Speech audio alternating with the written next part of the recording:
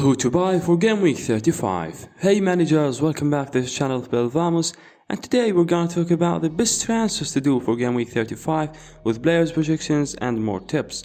Before we start, if you like the video, give it a like and subscribe for more FPL content. After the double in Gameweek 34, Gameweek 35 will be a normal week. Each team will play a single game, starting from the keepers, and of course Martinez is still projected because he has an easy game against Wolves, who lost by 6 last week against Brighton without scoring any goal.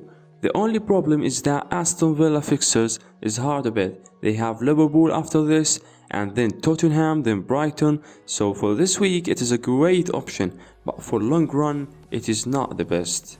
Steele is projected 4.2 like Martinez, a very high number with very high risk. Actually, he's the best cheapest keeper playing, but we still don't know when Sanchez will play again.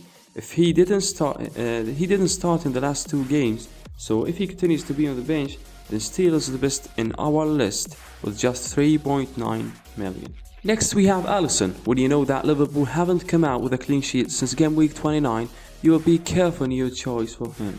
I think with this price, 5.4 million, you can go with Ederson, who is more guaranteed. Man City don't have the best defense, but they are better than Liverpool, and Ederson projected 3.8 points. We have Kepa from Chelsea too, with 3.9 expected points. He will play against Bournemouth. Actually, I don't trust him. I don't trust Chelsea in general. I think you don't need this choice or any other choice in goalkeepers. Keeping your transfer for forwards and midfielders maybe would be better. Moving on to defenders, and Arnold is still projected by 5.5 points. As I say, they are not doing well in defense, but you can expect an assist from Arnold, and some bonus point would make his week. But be careful, you need 7.6 million to get him in your team, and the same applies to Robertson. But if you want to go with one, be sure it is Arnold.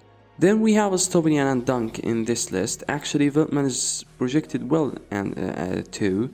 Brighton in a great form. They are coming from 6-0 won against Wolves, and Stobinian got 9 points with a clean sheet and an assist. Actually, all defenders did well.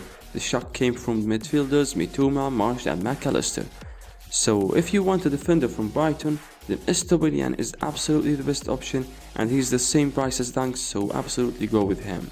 Then we have Stones with 4.5 expected points, the most guaranteed option for Man City defenders with really good fixtures and good attacking returns. He scored against Arsenal and before against Leicester, so I think Stones is the best choice for Man City defenders. Now let's talk about midfielders, and Salah is still projected 6 points, then De Bruyne with 5.5.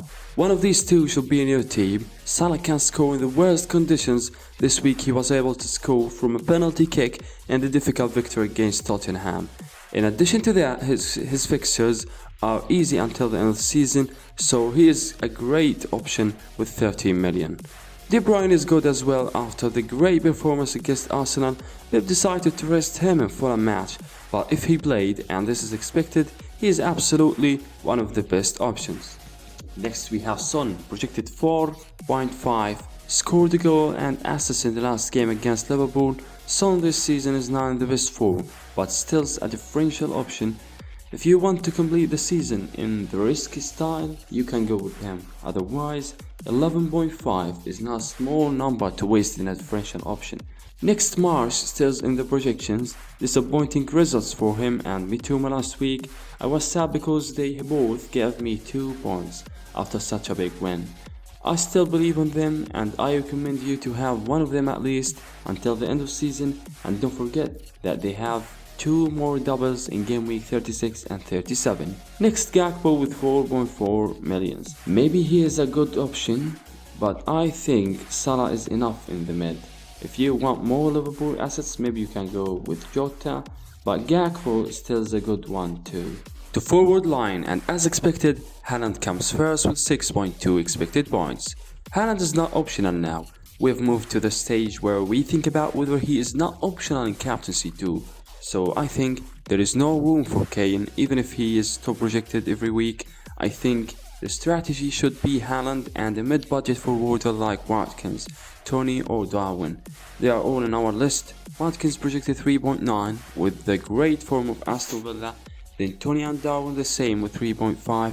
I think Darwin is hard a bit, but with this price it is hard a bit, so from these three options Watkins is the best.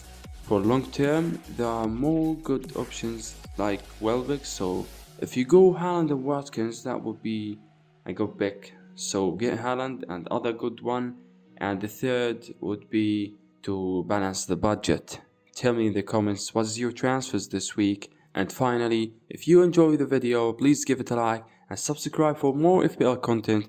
Thanks for watching. See you guys in the next video.